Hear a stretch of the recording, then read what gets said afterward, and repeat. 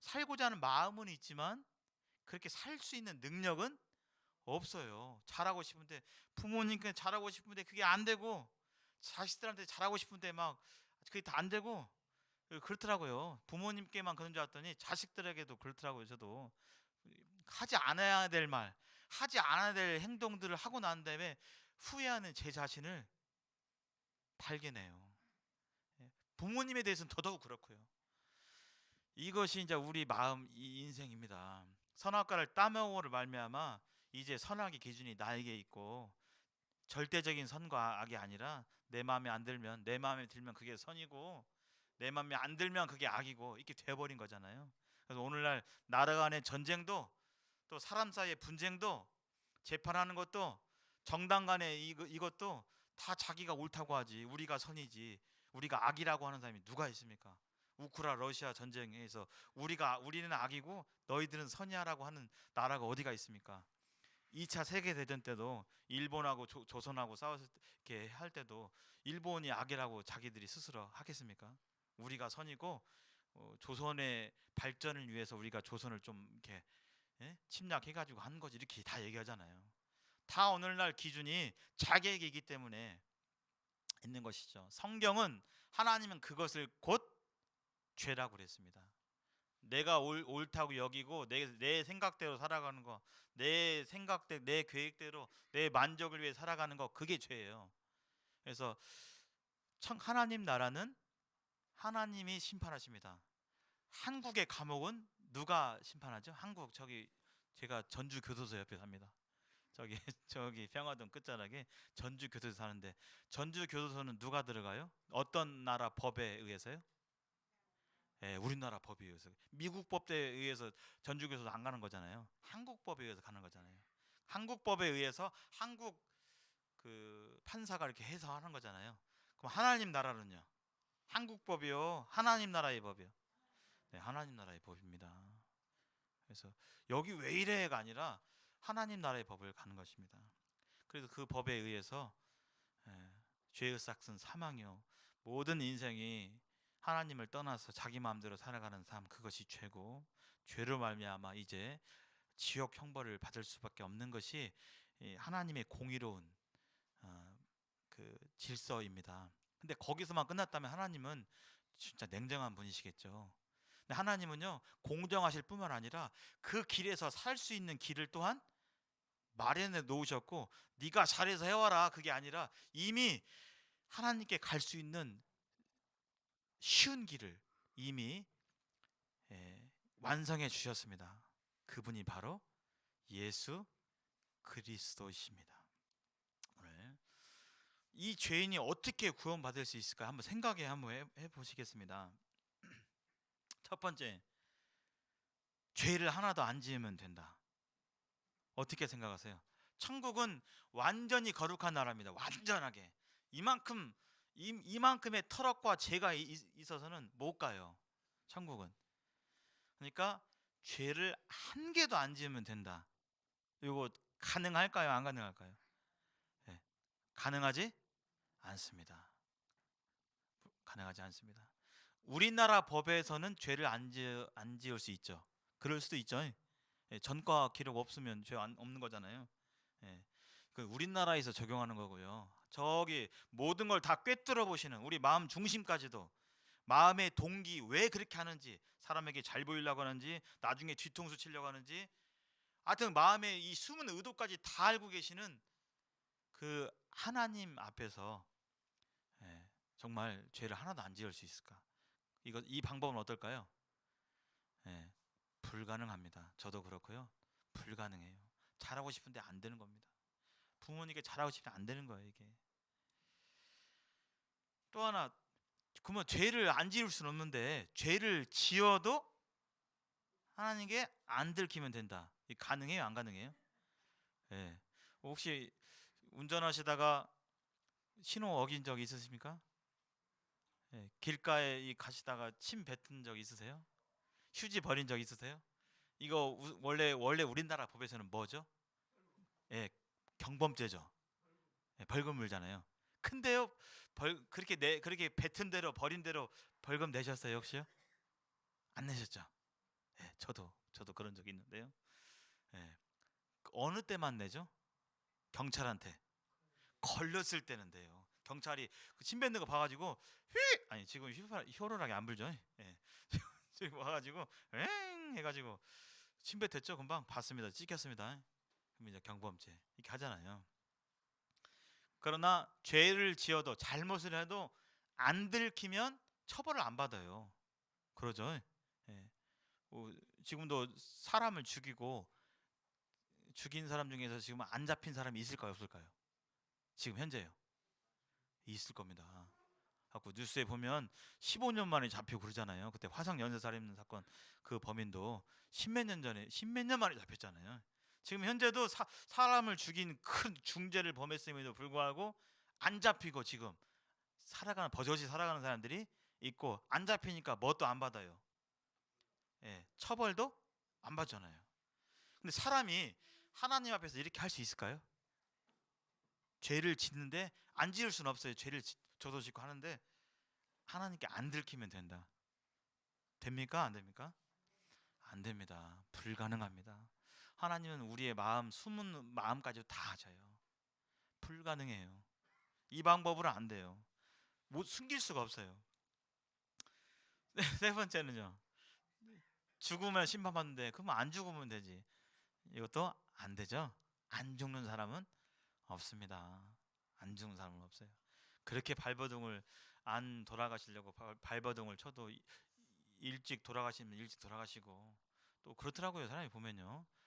진시황제도 그렇게 안 죽으려고 그냥 불로초를 찾아다니면서 막 몸에 좋은 거 다 먹고 해도 또 일찍 진시황이 일찍 돌아가셨잖아요. 예. 안 죽을 수 없어요.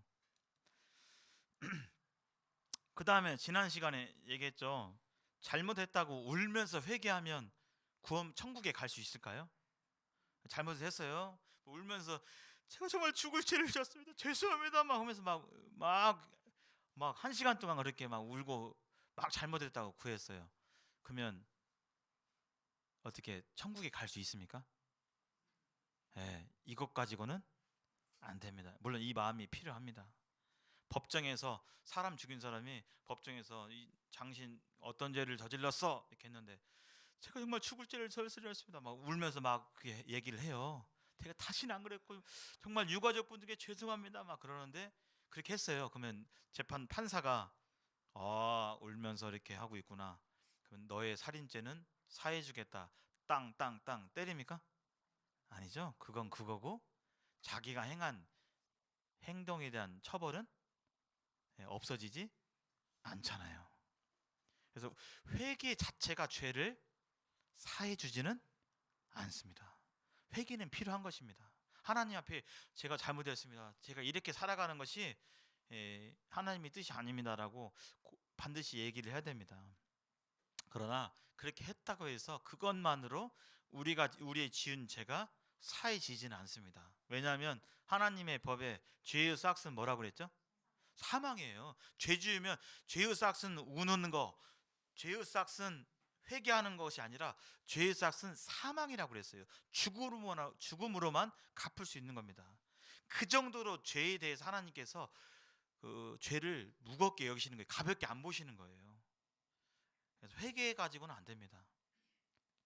이게 성경의 가르침이에요. 저는 이렇게 되는 줄 알았어요. 제가 죄를 안 저지른다 말할 수는 없었어요. 제가 구원 받을 때. 근데 저에게 전도했던 분이 이렇게 물어봤어요. 또 아침에 교회 올 때 엄마한테 막 만약에 갑자기 성질날 일이 있어가지고 화가 나가지고 엄마한테 막 대들었어. 하고 대들고 지금 교회에 오고 있어요. 하고 버스 타면서 아휴 내가 아침에 부모님께 왜 소리를 지르고 내가 이렇게 그냥 대들었지. 이렇게 버스에서 그 죄에 대해서 회개를 하면 그 죄가 없어진다고 저는 믿었어요. 근데 저한테 전도하신 분이 뭐라고 했냐면요.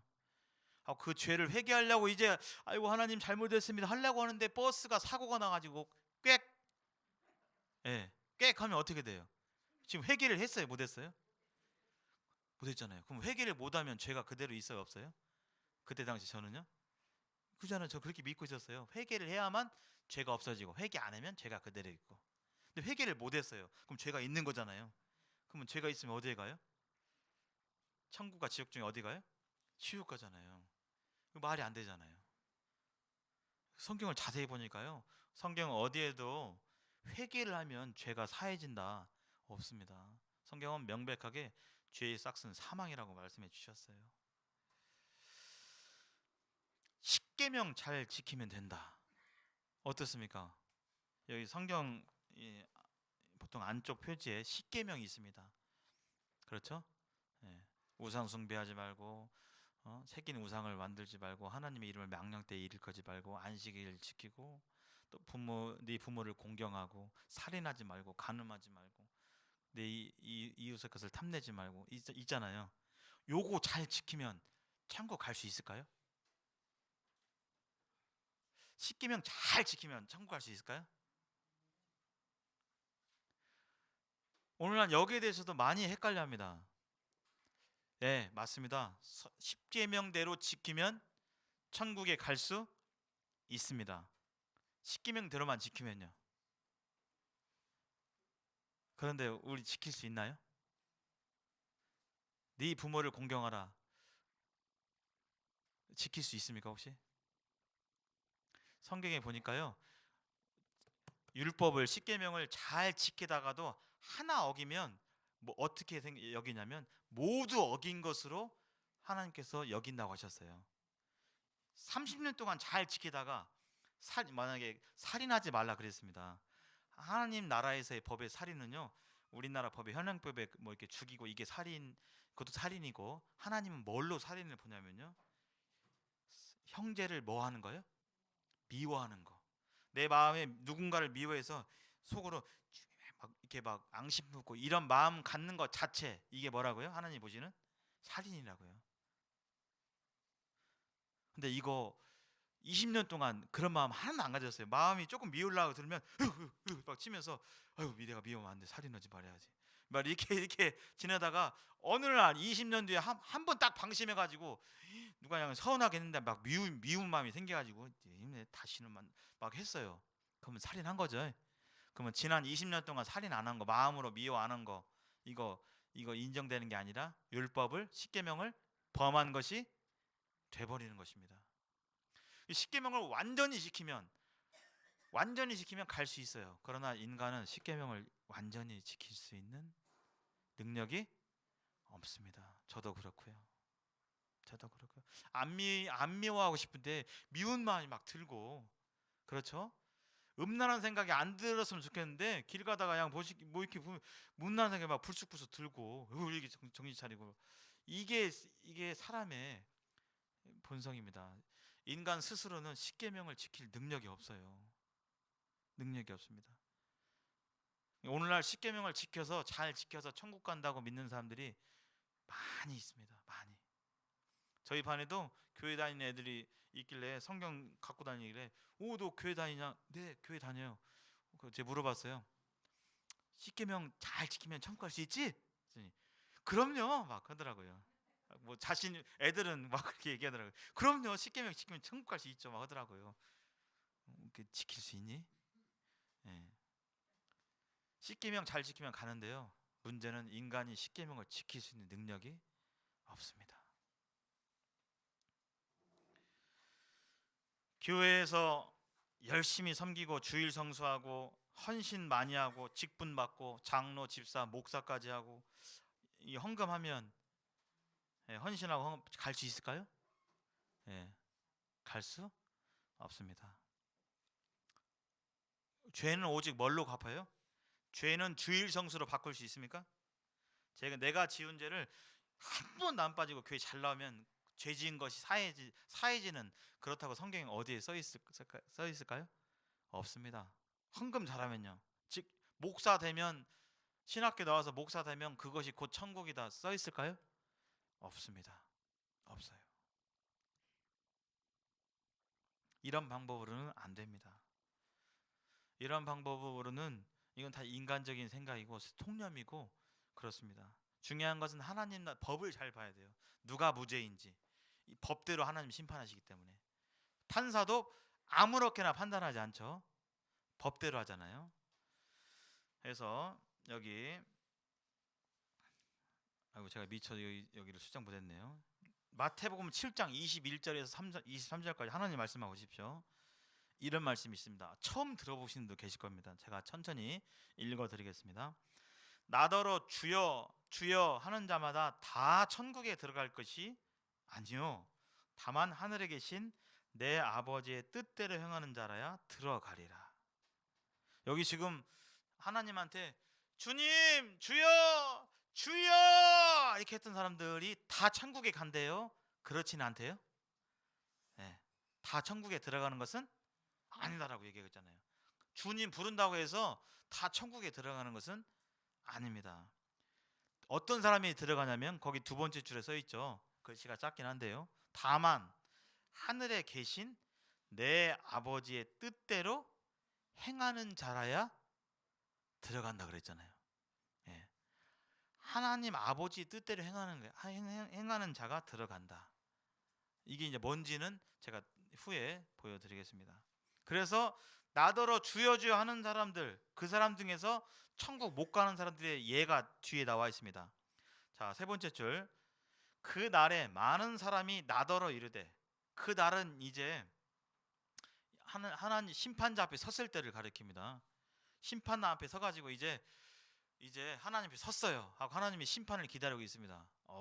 너는 천국, 너는 지옥 이렇게 하는 자리에서 이제 하나님께 얘기하는 거예요. 주여, 주여, 우리가 주의 이름으로 선지자 노릇을 하며, 선지자는 하나님의 뜻을 대변하는 사람을 가리켜요. 하나님의 일을 하는 사람들. 근데 여기서 중요한 점이 있죠. 선지자를 했다고 했습니까? 선지자 노릇을 했다고 했습니까? 네, 노릇을 했다고 했죠. 이건 진짜예요, 가짜예요? 가짜입니다. 아빠 노릇을 했다. 이건 진짜 아빠란 소리예요? 아니란 소리예요? 아니란 소리죠. 사장 노릇을 했다. 사장 진짜 사장 아니라는 겁니다. 그러니까 겉모습으로 선지자처럼 이렇게 한다 할지라 했어요. 그 다음에 다섯 번째, 주의 이름으로 귀신을 쫓아내며, 지금 부처의 이름으로 알라 신의 이름으로 무슨 다른 신의 이름으로 귀신을 쫓아내고, 그게 아니라 주의 이름으로, 예수님의 이름으로 귀신을 쫓아냈어요. 그리고 세 번째, 주의 이름으로 많은 권능을 행하지 아니하였습니까? 막 기도하면 이루어지고, 예언하면 막 이루어지고, 대통령 선거 이번에 누가 됩니다 막 되고, 막 이렇게 사람들이 놀랄 만한 그런 걸 했어요. 그런 게 했습니다.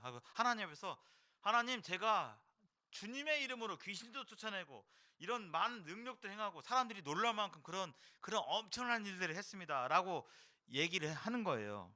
근데 심판장이신 하나님께서 밑에서 두 번째 줄, 그때 내가 그들에게 밝히 말하되 내가 너희를 도무지 알지 못하니 불법을 행하는 자들아 내게서 떠나가라. 지금 하나님께서 이것을 인정하십니까? 안 하십니까? 인정하지 않는 것입니다. 이럴 수 있다는 거예요. 뭐 목사님이 다 그런 게 아니라 사람은 겉모습은 그렇게 할 수 있다는 겁니다. 마음 중심은 그렇지 않으면서 직업으로 목사 일을 할 수 있고, 어떤 직업적으로 귀신을 쫓아낼 수 있고, 그렇게 할 수 있다는 거예요. 근데 그렇게 하는 사람들이 다 천국에 가지는 않는다. 어떻게 해야 한다고요? 빨간색, 내 아버지의 뜻대로 행해야 된다. 내 아버지의 뜻대로. 내 아버지의 뜻대로가 뭘까요? 한번 찾아보겠습니다. 성경가 오늘 이 시간에 한 번만 딱 찾아볼게요. 요한복음 6장 한번 펴보실까요?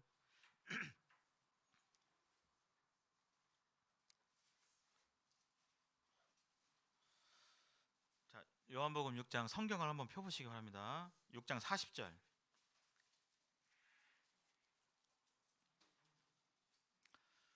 네, 요한복음 6장 40절 함께 찾으셨으면 신약 154쪽입니다.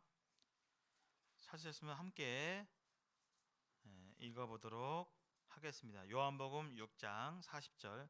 자, 시작. 내 아버지의 뜻은 아들을 보고 믿는 자마다 영생을 얻는 이것이니 마지막 날에 내가 이를 다시 살리리라 하시니라. 내 아버지의 뜻, 이건 뭐죠? 아들을 보고 믿는 자입니다. 믿는 자. 아들이 누굽니까? 하나님의 아들 누구세요? 예수님이세요. 예수님을 보고 믿는 자들입니다. 근데 예수님이 당시에 살아 계실 때도 2000년 전에 계실 때도 예수님을 만난 사람, 본 사람들이 있었어요, 없었어요? 있었잖아요. 예수님, 저기 예수님 간다. 예수님 기적 베푸시 다 본 사람들이 있었는데 예수님을 만난 사람들이 다 구원 받았을까요? 아닐까요? 아닙니다. 예수님 보고 예수님을 믿는 자들이 구원과 영생을 얻는 겁니다. 그래서 오늘날 교회를 다니면서 예수님 듣고 예수님 찬송도 하고 성경 말씀을 듣고 한다 할지라도 예수님을 바르게 믿지 않는다면, 아버지의 뜻대로 예수님을 믿지 않는다면 이러한 상황 가운데 있을 수 있게 되는 것입니다. 그래서 예수님을 어떤 분으로 믿는가가 중요한 겁니다. 성경에서도 예수님을 그냥 그저 훌륭한 분, 4대 성인 이렇게 믿어서는 하나님의 이 생명의 구원이 임하지 않습니다. 그래서 여기 겉모습이 이른다 할지라도 하나님의 뜻대로 예수님을 구원자로 나의 주님으로 믿게 될 때 영생을 주신다고 나와 있어요. 뒤에 한번 다시 보겠습니다. 정리해 보면 하나님께서 세상을 창조하셨고 죄송합니다. 선악과 때 한 사람으로 말미암아 죄가 세상에 들어오고 죄로 말미암아 사망이 왔다라고. 아담 때문에 죄가 들어왔고 죄 때문에 죄의 형벌인 죽음이 왔고 이와 같이 모든 사람이 죄지어서 사망이 모든 사람에게 이르렀다. 모든 사람이 멸망 가운데 있을 밖에 없다. 이것이 인생들을 향한 하나님의 정확한 진단이고 상태입니다. 죄로 온 지구가 얼룩졌고 죄가 더 유전되었고 오늘날 우리 마음 가운데까지 유전이 되었어요. 그래서 모든 사람이 죄지어서 하나님의 영광에 이르지 못한 상태입니다. 근데요, 죄의 삭은 사망이잖아요. 죄 지으면 형벌 받아야 되잖아요. 그것이 바로 하나님의 공입니다. 죄가 있는 곳에는 형벌이 있어야 되는 것이죠. 이게 공정한 거예요. 그것이요. 그래서 하나님의 속성이 공의로우심이기 때문에 죄에 대해서 그냥 그냥 좋은 게 좋은 거지, 그냥 죄 지어도 그냥 천국 와라 이렇게 할 수가 없는 거예요. 하나님은 공정하신 분이기 때문에. 하나님이 판사인데 자기 아들이 이 죄를 학교 폭력을 저질러 가지고 그 당한 애가 자살을 했는데 해가지고 지금 법정에 섰는데 내 아들이 그랬다고 해서 뭐 내 아들이니까 그냥 좋은 게 좋은 거지 그냥 무죄 내리면 되겠어요? 안 되겠어요? 안 되잖아요. 그럼 공정하지 않잖아요. 하나님 우리를 그처럼 아들로서 사랑하시는데 그 아들이 죄를 범했다고요. 사형에 해당하는 죄를. 그래서 그 하나님의 그 공정하심이 이것을 그냥 대충 넘길 수가 없는 것입니다. 근데요, 하나님은 또 하나 사랑의 하나님이세요. 공정하신 분이기도 하고 사랑의 하나님이시기도 합니다.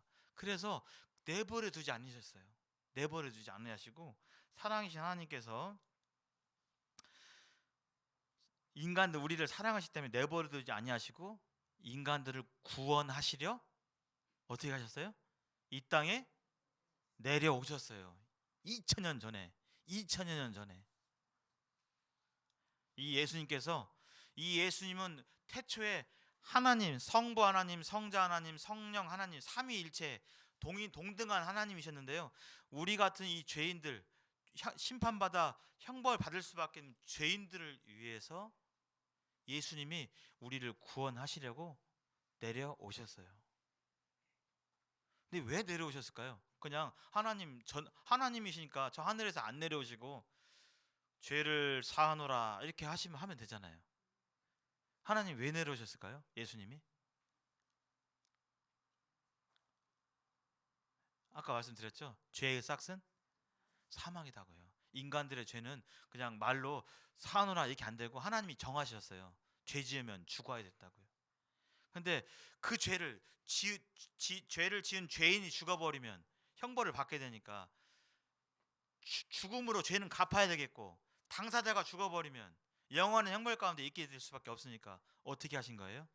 하나님이 우리를 구원하시려고 대신 죽으러 내려오신 것입니다. 그분이 누구세요? 예수님이세요. 대신 죽으러 내려오셨어요. 예수님께서 무슨 자기 지식 자랑하고 이게 아니라 사실은 대신 죽으러 내려오셨어요. 대신 이 형벌을 받으러 내려오셨어요. 왜요? 왜요? 네, 우리 같은 죄인을 사랑하셔서. 더럽다, 죄 많다, 누가 죄인하고 가까이 있고 싶습니까? 여기 어떤 연쇄살인범이 있다면 누가 그 옆에 가까이 앉고 싶겠어요? 사기꾼, 폭력범, 조직폭력으로 이 범죄자들이 이렇게 있다면 누가 거기 옆에서 말이라도 붙이고 싶겠습니까? 근데요, 부모는 자녀를 못 잊는 것처럼, 아무리 자녀가 잘못해도 그 자녀를 마음속에서 지울 수 없는 것처럼, 하나님은 인간은 우리 하나님의 유일한 닮으신 형상이세요. 하나님은 우리를 그처럼 사랑하세요. 비록 하나님을 잊어버리고 하나님을 생각지 않고 하나님 없이 그냥 내 마음대로 살아간, 하나님을 배반하고 대적한 반역한 죄인들이지만 하나님 우리를 향한 사랑을 놓지 않으셨어요. 그리고 우리를 구원해 주시기 위해서 하나님이신 예수님께서 이 땅에 내려오셨습니다. 이렇게 오셨어요. 오셔서 무엇을 하셨냐? 오실 때도 그냥 오셨냐? 그것이 아닙니다. 구약 성경에 수많은 예언을 통해서 많이 말씀하셨어요. 갑자기 뜬금없이 온 게 아니라 내가 너희를 구원하러 오겠다. 어떻게 오겠다? 여자의 후손으로 오겠다. 남자와 상관없이 여자가 임신을 해서, 남자와 관계없이 여자가 임신해서 그런 방법으로 오겠다. 구체적으로 성경에 예언해 주셨어요. 여기 구약은요, 예수님이 실제로 탄생하기 몇백 년, 뭐 1500년 전, 2000년 전에 이미 말씀하신 거예요. 그 다음에 그가 누구의 후손으로 오냐? 저기 한국 사람의 후손으로 오냐? 저기 게르만족으로 오냐? 아프리카인으로 오냐? 그게 아니라 아브라함이란 한 사람의 후손 가운데 오겠다라고 성경에 예언을 해주셨어요. 또 그가 그 아브라함의 후손 중에서 이삭의 후손으로, 야곱의 후손으로, 유다의 후손으로, 또 그 후손 중에서 다윗이란 사람이 있는데 다윗과 골리앗 할 때 그 다윗의 자손 가운데 오시겠다고 성경에서 수차례 예언해 주셨습니다. 그리고 어디서 태어날 것까지 말씀해 주셨어요. 어디요? 이스라엘? 네, 베들레헴이란 땅에서. 그러니까 어떤 사람이 내가 예수다, 내가 재림 예수다, 내가 하나님이다 하고 하는 사람들이 있잖아요. 이상한 사람들. 그 사람들 베들레헴에서 안 태어났잖아요. 가짜인 겁니다. 성경의 구원자는 베들레헴에서 태어나신 겁니다. 또 그분이 어떤 분이냐? 왕이시고 기정을 행할 것이고, 그분이 죽었다가 다시 사실 것이고, 그가 하늘에 올라가실 것이고, 그가 한 친구에게 배반을 당할 것이고. 예수님 잡히실 때 어떻게 됐죠? 제자 중에서 누구한테 배반당하시죠? 가룟 유다라는 사람에게 배반을 당하시죠. 제자에게 배반을 당하십니다. 그리고 은 30세겔에 팔리시고, 그가 어떻게 해서 사망할 거냐, 죽을 것이냐, 죄값을 사망으로 어떻게 갚을 것이냐, 찔릴 것이다, 찔려서 피 흘려서 십자가에 못 박혀서 그가 온 인류의 죄를 다 자기 몸으로 대신 갚을 것이라고 이미 성경에서 약속해 주셨습니다. 그리고 달릴 때요, 혼자 안 달리고 양쪽에 강도와 함께 달리실 거라고 성경에 미리 예언되어 있었어요. 이게 예수님 오시기 전부터.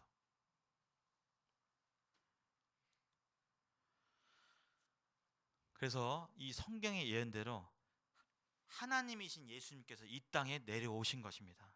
그분은 누구시냐? 이사야에서 이렇게 표현하고 있습니다. 보라, 처녀가 잉태하여 아들을 낳을 것이요 그의 이름을 임마누엘이라 하리라. 임마누엘 많이 들어보셨죠? 임마누엘이 무슨 뜻이죠? 하나님이 우리와 함께 계시다 뜻입니다. 예수님이 응애 태어나셨는데 임마누엘 그랬어요. 하나님이 우리와 함께 계시다. 그 얘기는 무슨 뜻이에요? 이 아기가 누구라고요? 하나님이라고요. 이 아기 하나님이 우리와 함께 계시다. 그런 뜻입니다. 이 아기가 하나님이란 거예요.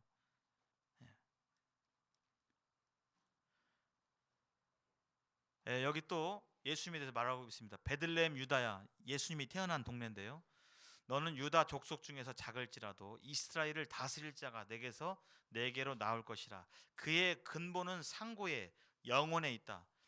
베들레헴에서 태어난 한 아기는 아기의 근본은 누구냐면 뭐 메테우선 이게 아니라 영원에 있대요. 그의 뿌리가 영원에 있대요. 영원전부터 있는 분이래요. 그럼 누구예요? 사람이에요? 하나님이에요? 하나님이란 것입니다. 이 표현은 영원부터 존재했던 분이 이 땅에 아기로 태어나신 거예요. 그분이 바로 예수님이시란 것입니다. 예수님이 태어난 때가 지금으로부터 한 2000년 전쯤이잖아요. 그때 당시에 기록들이 있어요.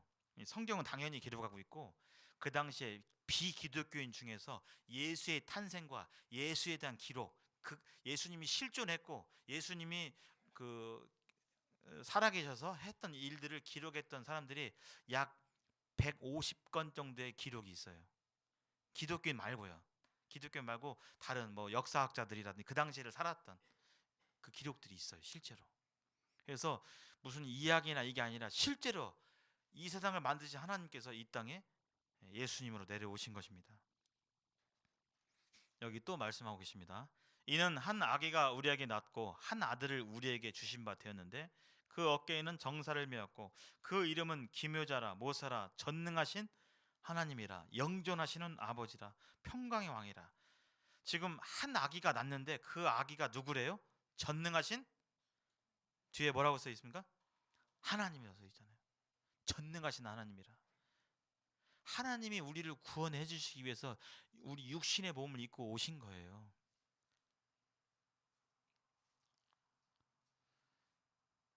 네. 그래서 마태복음 1장에 이렇게 표현하겠습니다. 아들을 낳으리니 이름을 예수라 하라. 이는 그가 자기 백성을 그들의 죄에서 구원할 자이심이라 하니라. 예수의 이름이 뜻이 뭐라고요? 그가 자기 백성을 뭐에서요? 죄에서 구원할 자이심이라. 이게 예수의 이름 뜻 자체가 구원자라는 뜻입니다. 그냥 좋은 분 이게 아니라 이 세상에 왜 오셨냐? 분명해요. 우리를 사람들의 죄를 사망으로 구원해 주시기 위해 오셨고 그래서 이름도 구원자예요. 그래서 예수님을 얘기할 때 구원을 얘기하는 것은 지극히 당연한 것입니다.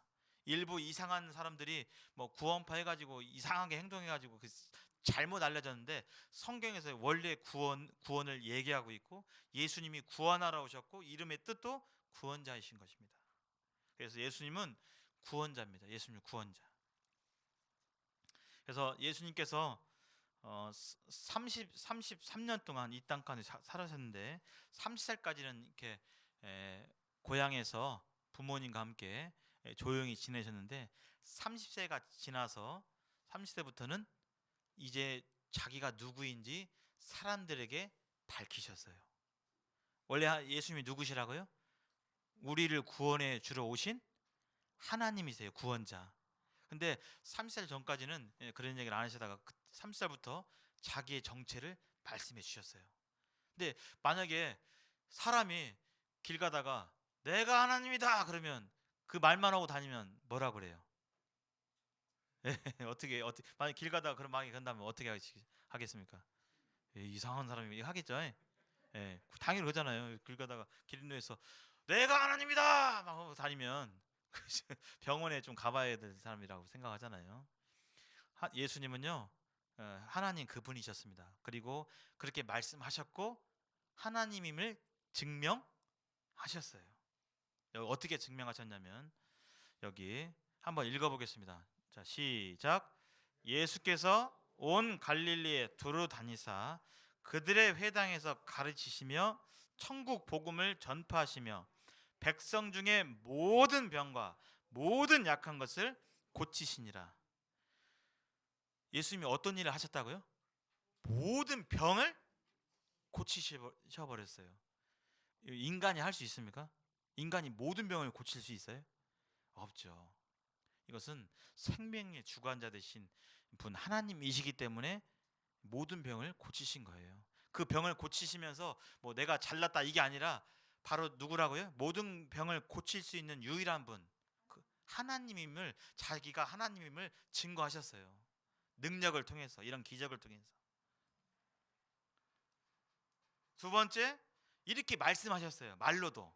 한번 읽어보실까요? 빨간색 시작. 나와 아버지는 하나이니라 하신대. 무슨 뜻이에요? 예수인 나와 하늘 아버지라고 뭐라고요? 하나다. 그러면 무슨 뜻이죠? 내가 곧 하나님이다는 뜻이죠. 예수님은 내가 하나님임을 증거하셨고 능력으로 증명하셨습니다. 그렇게 하니까 그 당시 이 구약 성경을 믿고 있던 유대교 사람들은 지금 로마한테 지배당하고 있으면서 구원자가 오시기는 오시는데 아마 하늘에서 구름 타고 와가지고 로마를 그냥 우리를 힘들게 한 로마를 딱 쳐버리고 우리를 해방시켜 주실 것이라고 상상을 했어요. 근데 보니까 어떤 사람이 하나님이라고 막 말하고 기적을 행하면서 이렇게 하는 분이 계시는데 알고 봤더니 저 시골 출신이에요. 나사렛에서 시골에서 자란 한 사람이고 그분이 하나님이라는 거예요. 마국간에서 태어난 그런 사람이. 그러니까 인정을 하겠습니까? 안 하겠습니까? 안 하죠. 하고 예수님을 배반을 당해서 이 사람들에게 끌려갔는데 물어봐요. 대제사장이 물었는데요. 당신이 찬송받으실 이의 아들, 즉 하나님의 아들 그리스도냐 물어봤어요. 예수님이 뭐라고 하시냐면 예수께서 이르시되 내가 그니라. 네, 내가 하나님이다 이렇게 얘기했죠. 그러니까 이것을 그 당시 유대교 사람들이 받아들여요, 안 받아들여요? 안 받아들이죠. 그들이 다 예수를 사형에 해당한 자로 정죄하고 죄는 없었는데요. 하나님을 하는 것이 무슨 죄입니까? 그들이 오해해서 죄를 뒤집어 씌운 거죠. 어떤 사람은 그에게 침을 뱉으며 그의 얼굴을 가리고 주먹으로 치며 이르되 선지자 노릇을 하라 하고 하인들은 손바닥으로 치더라. 이렇게 해서 예수님께서 살아계실 동안 자신의 하나님을 증명하셨고 사람들을 위해 구원하시기 위해 오셨다라고 선포하고 다니셨는데 결국은 유대 지도자들이 잡혀가지고 다시 이 로마 총독에게 가서 죄가 없음에도 불구하고 그분께서 십자가형을 달리시게 되었습니다. 달리시기 전에 예수님께서 이런 말씀하셨어요. 한번 중요한 구절입니다. 한번 읽어보실까요? 시작. 이튿날 요한이 예수께서 자기에게 나오심을 보고 가로되 보라 세상 죄를 지고 가는 하나님의 어린 양이로다. 예수님을 가리켜서 무슨 죄를 지고 가는 어린 양이요? 세상 죄를 지고 가는. 세상 죄의 의미가 뭘까요? 이 세상이 시작 때부터 창세기 1장 1절에 태초에 하나님이 천지를 창조하시니라, 그 세상이 시작 때부터 아직 우리 세상이 망하지 않았죠. 근데 성경에는요 이후에 이 지구가, 이 땅이 불로 멸망한다고 써 있어요. 아직 그런 멸망은 오지 않았습니다. 세상 죄라는 것은 세상 시작부터 아직 오지 않았지만 세상 끝날까지 그 세상에서 살았던 모든 사람들, 조선시대 저 아프리카 할 거 없이 모든 사람들의 죄가 무슨 죄예요? 세상 죄인 겁니다. 세상 죄. 그러면 내 죄가 여기 지금 2000년 전에 이 땅에 오셔가지고 고백하고 있는 이 세상 죄 속에, 예수님이 짊어졌다고는 그 죄 속에 나의 모든 죄가 그 속에 들어가 있어요? 안 들어가 있어요? 네, 들어가 있잖아요. 내가 옛날부터 지은 죄, 앞으로 살아가면서 언제 죽을지는 모르지만 그때까지 지을 죄, 세상 시작부터 끝날 때까지 모든 죄가 예수님께서 그 죄를 담당하셨다라고 지금 선포하고 있는 것입니다. 예수님이 죄를 위해 죽으셨는데 그 죄의 범위는 이 세상 모든 사람, 지구에 살았던, 지금까지 살았던 모든 사람, 세종대왕, 이순신, 알렉산더 대왕, 공자, 맹자, 부처 할 것 없이 모든 사람들, 나를 포함해서 모든 사람들의 죄를 예수님께서 다 짊어지신 거예요. 예수님은 그럴 만한 자격이 있으십니다. 예수님의 생명은 그럴 만한 자격이 있으십니다. 예수님은 누구시죠?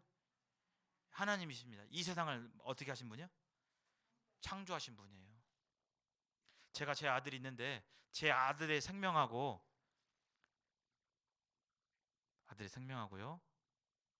뭘로 할까요? 쥐 만 마리하고 생명의 가치를 비교할 때 누가 더 귀할까요? 아들이 귀하죠. 사람의 생명이. 쥐 한 1000마리는 그다 생명인데 어떻게 바꿀 수 있을까요? 바꿀 수 없잖아요. 예수님 한 분의 생명의 가치가 온 세상보다 더 고귀하고 온 인류의 생명보다 더 가치 있기 때문에 그 예수님의 한 분의 생명이 이 세상 모든 사람들의 생명을 대신할 수 있는 자격이 된다 그렇습니다. 그분께서 온 인류의 죄를 다 짊어지셨어요. 그리고 어떻게 하셨냐?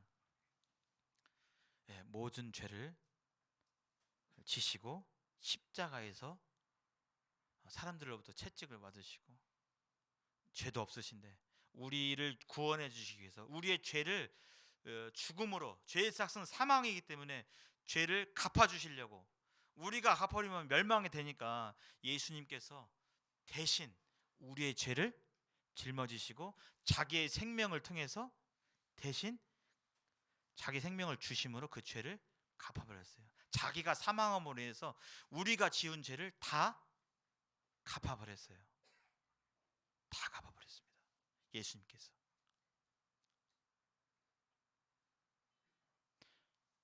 그러면 예수님이 이 십자가에 달려서 이렇게 얘기하셨어요. 예수께서 신 포도주를 받으신 이후에 이르시되 다 이루었다 하시고 머리를 숙이니 영원히 가시다. 다 이루었다. 이 무슨 뜻일까요?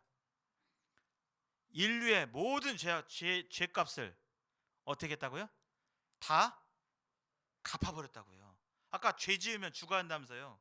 근데 예수님이 한 분의 창조주의 생명을 바쳐서 온 인류의 나를 포함해서 옆에 계신 모든 분들의 죄까지도 다 모든 죄를 다 짊어지시고 그 죄를 자신의 생명을 사망에 이르게 함으로 갚아버린 거예요. 갚아버렸습니다. 다 이루었어요. 다 갚으시고 돌아가셨어요. 그러면 예수님이 이 죄값을 내 죄를 지금 죄값을 다 지불하셨어요? 안 지불하셨어요? 지불하셨어요. 다 지불했다고요. 온 가족이 중국집 가서 짜장면, 탕수육, 볶음밥, 탕수육 다 먹고 해가지고 아빠가 나가면서 지갑을 해서 지불하잖아요. 다 지불하지 않죠? 아빠가 대표로 카드로 쓱 지불하면 나머지 분들은 음식값 먹었으면 음식 값을 내야 되는데 아빠가 그 값을 대신 다 갚아버렸어요. 그러면 이분들 아들 딸들 부인은 음식값을 갚아야 돼요? 안 갚아야 돼요? 갚아야 될 음식값이 남아 있습니까? 없습니까? 없습니다. 예수님이 어떻게 하셨다고요? 중간만 갚았다고요? 다 갚았다고요? 다 갚았다고요. 우리의 모든 죄값을 다 갚았다고요.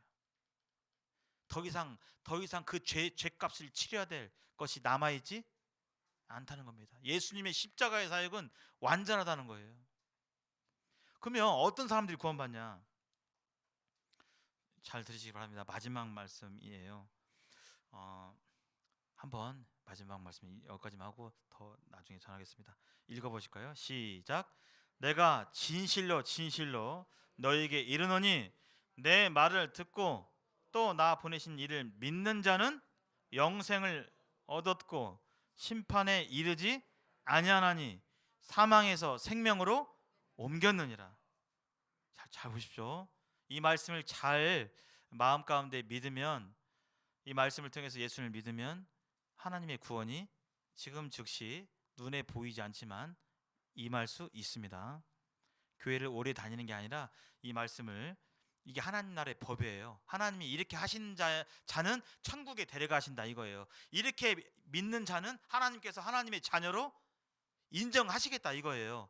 내 스스로 나는 하나님 자녀 아닌 것 같은데 내가 이렇게 해가지고 뭔 하나님의 자녀 이것과 상관없이 하나님께서는 아들 예수 그리스도를 믿는 것에 따라서 하나님의 자녀로 삼아 주신다는 것입니다. 여기 보세요. 내가 진실로 너에게 이르노니 내 말을 듣고 또 나 보내신 이를 믿는 자는 즉 누구를 믿는 자요?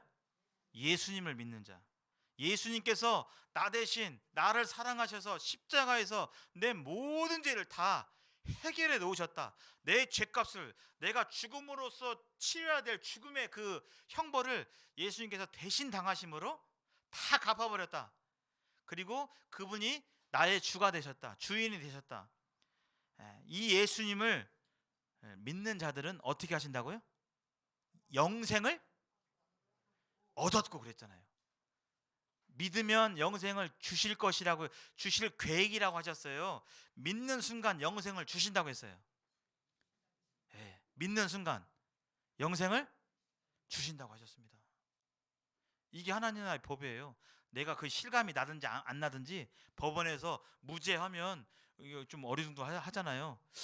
하는 것처럼 내 마음 가운데 상관없이 내가 이것을 믿는다면, 내 마음의 어떤 감정의 상태에 상관없이 믿는다면 하나님께서 영생을 주신다고 약속해 주셨어요.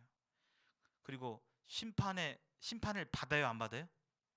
여기 보면 심판에 이르지 아니하나니, 믿고 잘하면 심판에 안 이를 것이다, 이게 안 써 있습니다. 믿긴 믿는데 믿고 난 뒤에 잘하면 심판 안 받고 잘못하면 심판 받고, 이게 아닌 거예요. 예수님을, 구원자 되신 예수님을 나의 구원자로, 나의 주님으로 이렇게 믿는 자들은 그 즉시 영생을 주신다고 하나님께서 땅 약속해 주셨어요. 심판자가, 판사가, 심판자이신 하나님께서. 그리고 죄가 없으니까 뭣도 안 받아요. 죄 없으면 법정 가요, 안 가요? 재판 받아요, 안 받아요? 안 받죠. 예수님을 믿음으로 말미암아 예수님이 다 이루신 그 죄값, 죄를 사하신 그 공로가 나에게 적용되는 것입니다. 내 것으로 되는 거예요. 그래서 어떻게 된다고 했습니까? 사망에서 생명으로 옮길 것이다고요, 옮겼다고요? 말씀은 분명해요. 믿는 순간 하나님께서 내 호적을, 내 영혼을 지옥에서 천국으로, 마귀의 육신의 자녀에서 이 하나님의 자녀로 호적을 옮긴다는 겁니다. 믿을 때, 믿고 잘하면이 아니라, 믿고 잘하는 건 다음 문제예요. 중요한 건 하나님께서 뭘 물어보시냐면 하나님의 아들 예수 그리스도를 나의 구원자로, 나의 구주로, 주인으로 이 시간 믿느냐 하는 거예요. 네. 자, 이 부분은 다음에 또 하도록 하겠습니다. 오늘 다음 시간에 이 십자가의 이 구원과 예수님의 부활과 또 믿음의 확증에 대해서 다시 한번 더 덧붙여서 말씀드리는 시간 갖도록 하겠습니다. 이 시간 잠깐 눈 감고 기도하겠습니다.